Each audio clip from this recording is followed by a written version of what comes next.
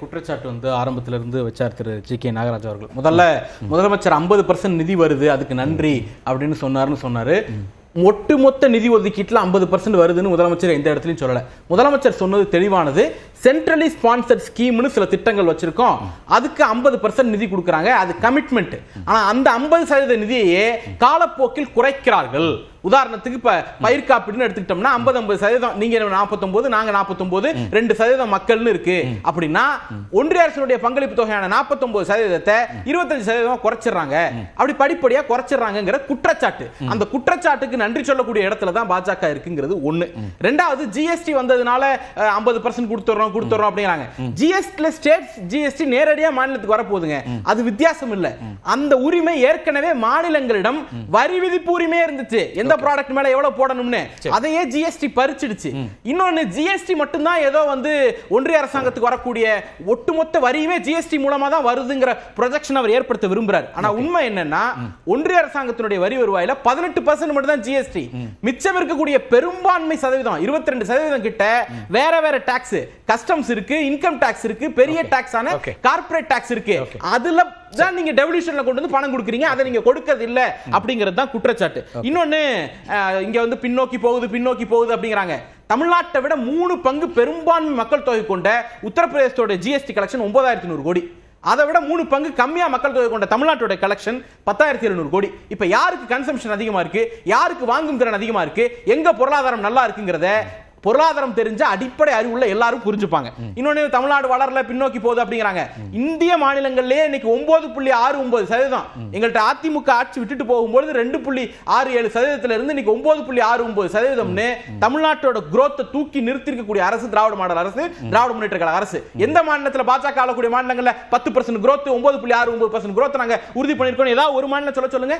NIR ரேங்கிங்ல நாங்க தான் முதல்ல இருக்கோம், எலக்ட்ரானிக் எக்ஸ்போர்ட்ல நாங்க தான் முதல்ல இருக்கோம், டெக்ஸ்டைல்ல நாங்க தான் முதல்ல இருக்கோம், நான் லெதர் இண்டஸ்ட்ரீஸ்ல நாங்க தான் முதல்ல இருக்கோம். இப்படி பட்டியல் போட்டுட்டே இருக்க முடியும். இன்னொன்னு, தொழில் முதலீடுகள்லாம் அந்தாண்ட போகுது அப்படிங்கிறாங்க. இந்த செமிகண்டக்டர் பாலிசி மாதிரி ஒரு மோசமான சர்வாதிகார பாலிசி எங்கேயாவது இருக்கான்னு சொல்லுங்க.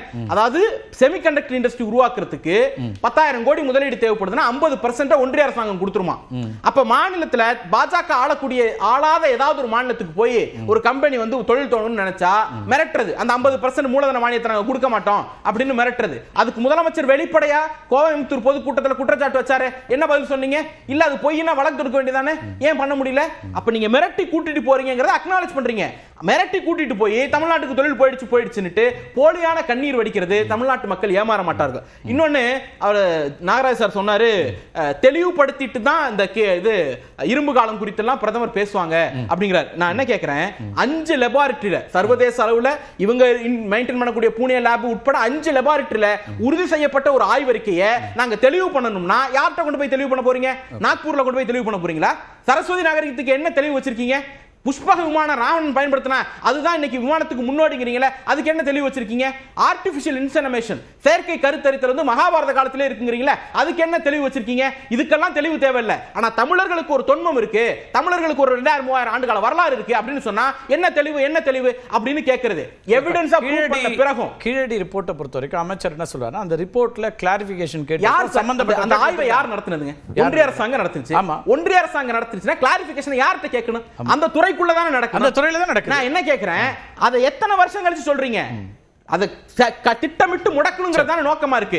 அவரை அமர்நாத் ராமகிருஷ்ணன் முடிச்சிடுறேன் அப்புறம் சொல்லுங்க. அமர்நாத் ராமகிருஷ்ணன் மாத்துறீங்க, அவர் நீதிமன்றம் போய் வழக்கு தொடுத்து அதுக்கப்புறம் இங்க வராது. தமிழ் என்ன சொல்றாங்கன்னா, 18 அதிகாரிகளுக்கு மேல மாற்றம் செய்யப்பட்டிருக்காங்க. ஆனா முதல் முறையாக, நான் அதான் சொல்றேன், அதெல்லாம் லேட்ரு, முதல் முறையாக ஒரு ப்ராஜெக்ட்ல இன்வால்வ் ஆகி இருக்கக்கூடிய ஒரு அதிகாரியை மாற்றியது அதுதான் முதல் முறை. நிர்மலா சீதாராமன் என்ன சொன்னாங்க, அவர் ஒருத்தர் தான் பண்ணுவாங்கன்னாரு. அவர் ஒருத்தர் தான் இன்னைக்கு வெளிக்கொண்டு வரணும்னு துடிக்கிறாரு.